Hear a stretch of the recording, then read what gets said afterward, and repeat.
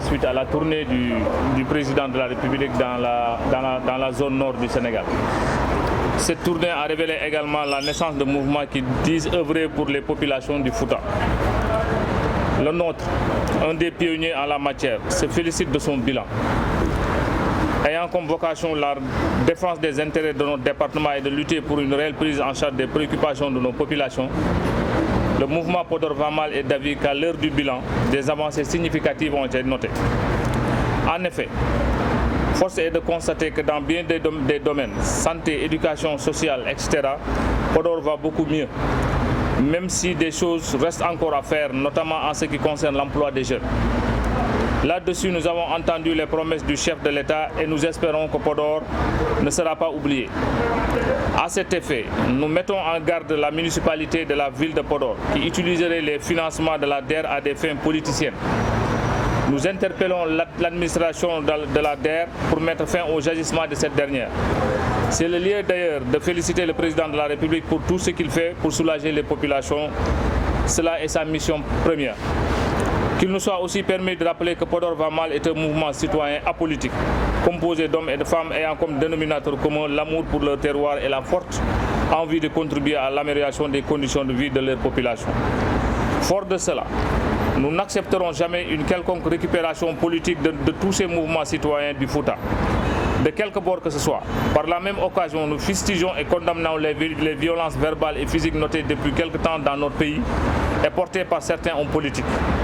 Le mouvement Podor va mal se démarque d'un tel procédé et met en garde quiconque tente de venir à Podor pour y semer le désordre. À bon entendeur, salut. Force est de constater que le véritable casse-tête des populations du Fouta, c'était le désenclavement de l'île à Morphil qui est devenu une réalité.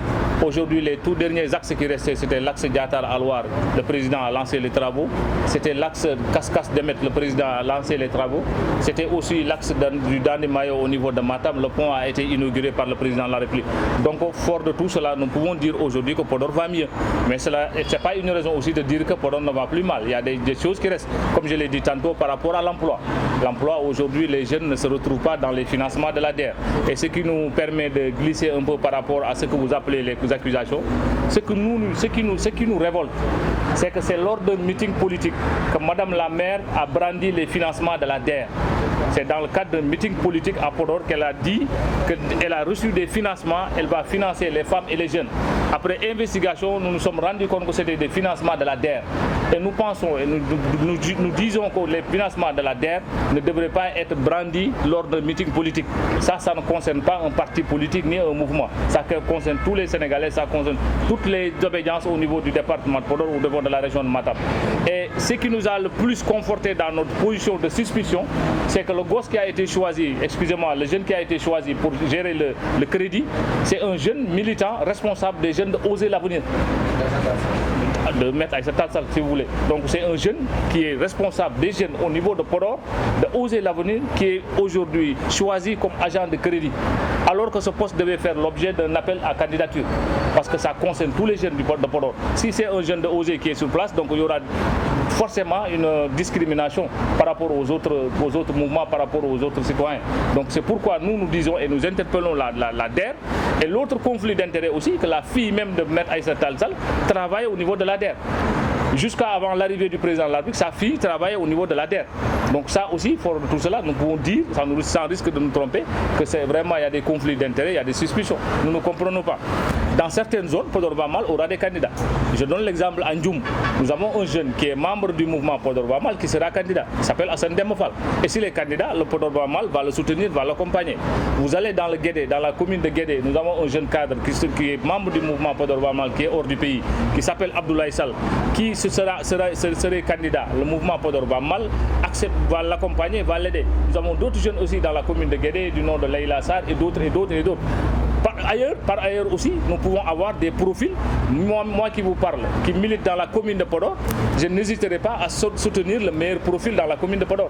Si aujourd'hui, d'après moi, mon expérience, d'après moi les investigations, d'après moi le calcul que j'ai fait, je me suis rendu compte qu'aujourd'hui, Maître Aïssa Tall Sall ne fait plus l'affaire. Après 2 mandats et demi, ce qu'elle n'a pas pu réaliser en 12 ans, ce n'est pas en 5 ans qu'elle va réaliser ça. Si nous avons des bonnes volontés, nous avons des profils vraiment un profil idéal à l'image du président Racine Sy, le mouvement Podor va mal, par ma voix, n'hésitera pas à le soutenir. Si c'est des bonnes volontés qui sont là, mus uniquement par le développement, de certaines communes. Et il y a d'autres communes aussi, nous allons nous prononcer ultérieurement par rapport à d'autres communes, par rapport à d'autres candidatures. Donc par rapport au mouvement Podor va mal, c'est ça un peu notre position.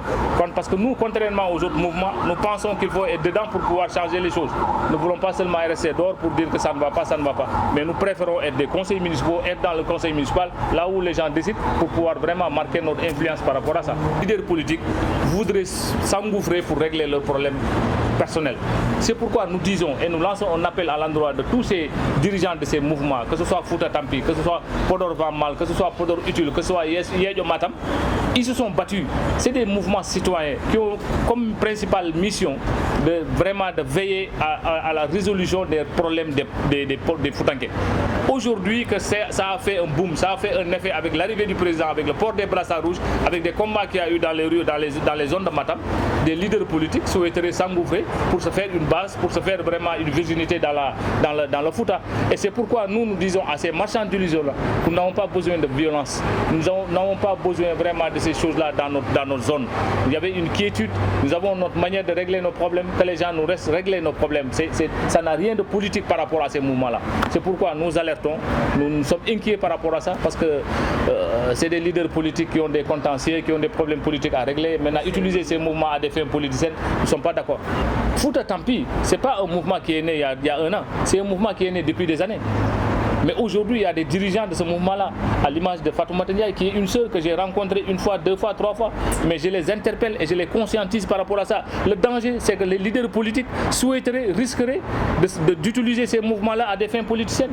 Parce qu'aujourd'hui, ces leaders politiques ne peuvent rien régler pour le Fouta. Ils n'ont aucune possibilité de pouvoir régler nos problèmes. Que les mouvements restent des mouvements de veille, des mouvements d'alerte, que des mouvements citoyens. C'est pourquoi nous marquons notre inquiétude par rapport à ça.